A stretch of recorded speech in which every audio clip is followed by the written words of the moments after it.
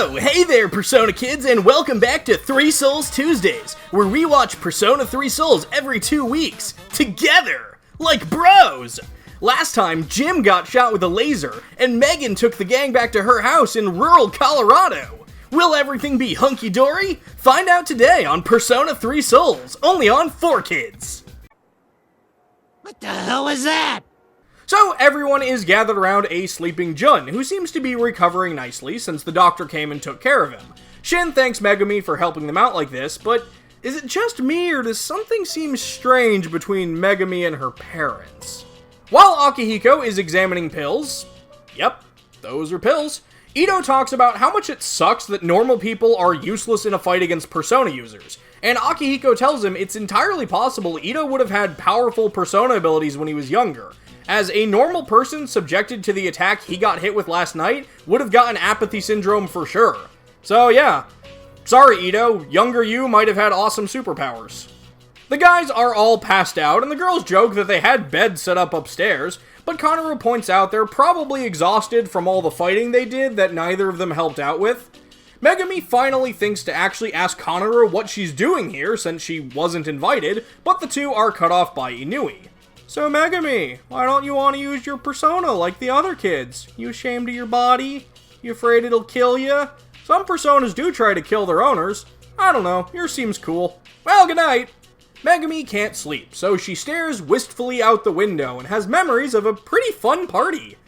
Aw, look at cute little Megumi. And then horrible, not cute visions of her and her mom and an orange. So she goes into the whatever room this is with the photo of her dead brother and has flashbacks of her brother and the oranges. Her mom clearly playing orange favoritism here, but she's snapped out of it by her actual mom coming in and they try to talk to each other. Megumi brings up a very good point by asking, isn't it weird that I showed up in the middle of the night with my friend, 3 guys, one of whom is bleeding out, and a couple cops, and I just asked you to be cool with it and not call an ambulance? Well, apparently Megumi's dad told her it was fine, so she didn't question it. Alright. And then Mrs. Megumi offers Megumi an orange, and it's all awkward, and then it's just like, plop, whatever. Jun is off having his first sex dream, except they're fully clothed. And she just wants Jun's big, thick book. This is the worst sex dream ever. Even Jun wants out of this mess. Megumi and Jun end up drinking some tea, and he's all like, so, you've got a dead sibling too? And we see more of the car accident we learned about back in episode 7. A truck driver who came down with apathy syndrome crashed into them, causing Megumi to awaken to her persona, and Diana saved everybody except her younger brother, who went flying out the window. Scared and confused by all the death and superpowers, Megumi tries to offer her mother an orange, but, we already saw how that went. God,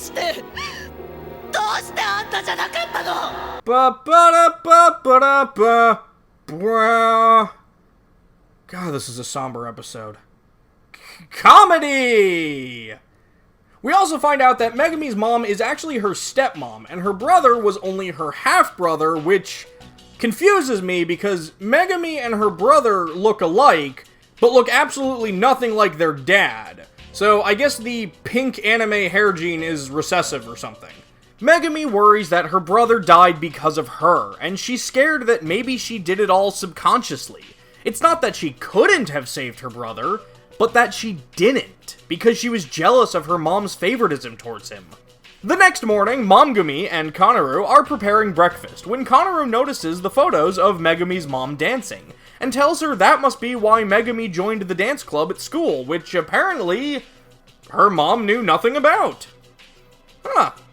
Takuro sleepily tells them all they should probably take Jun to the hospital now? But what about Shin?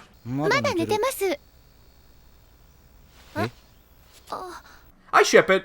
By the time Shin wakes up, Megumi and Takuro had already taken Jun to the hospital, and Konoru's all like, hey Shin, good morning! I was watching you sleep. I am very normal. Wanna hang out and eat some watermelon? I'm normal. But Shin doesn't have time for Konoru's melons, he's gotta get to the hospital. Meanwhile, coffee time. Megumi and her mom try to make awkward small talk about dancing and such, and do manage to bond a little bit, but it's like social link level 2 bonding, so it's still like, eh. But my favorite part is just when Takuro awkwardly walks into frame in the background and decides to just, nope. At a random bus stop, Shiba manages to wake up because his phone starts ringing, and Sotaro on the other side is like, oh hey, you're alive, cool. Hey, get back here so we can plan. You know that kid I shot? His power is pretty awesome. Okay, bye. Shiba uses his power to knock some truck driver into full-blown apathy syndrome, causing Jun to be like, ah, shit, not again. Because that truck is headed straight for them. As the truck crashes into them, Spartacus's tendency to make Takuro go flying off actually proves useful, as it gets him out of the car. But when the van dives into the river and Takuro tries to jump in to save people, his persona's all like, nah bro. Megumi is finally able to overcome her fear of using her persona, and if this were the game, I'm pretty sure this is where she'd awaken to her ultimate persona, but those aren't a thing in this series. So she uses Diana to rip the roof off the car and save everybody except herself. But luckily Shin saw the whole thing happen, so Abel is able to fish her out. Everyone's fine, and Megumi's mom realizes that her daughter was the one who saved them, not just today, but all those years ago too, so whatever, I guess things are hunky-dory between them now. Later that evening, as everyone says their farewells and gets ready to go, Megumi's mom gives her a bag of oranges. I think the oranges are like symbolic of their relationship, or just of oranges. The two have a tearful goodbye, and Jun picks up the orange that Megumi dropped and is all like, heh, mine now.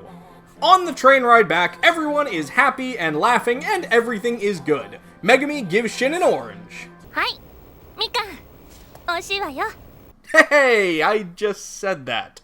And that is where this episode ends. I have very mixed feelings about this episode. It's a great episode for Megumi as a character, and it feels like the resolution she's needed since the series started. I can definitely appreciate what this episode managed to do. But in a series that's speeding towards the end of its 26 episode run, this kind of felt like a forced pit stop along the way. It was fine though, I really didn't love or hate it, it was just very difficult to make fun of. Those of you that are watching along at home, what did you think of this episode? Let me know in the comments below, and I'll see you all again in 2 weeks. But for now, so long. On the next episode of Trinity Soul Tuesdays. Jun's got a girlfriend, Jun's got a girlfriend, Jun and his girlfriend sitting in a tree. Kiscrap.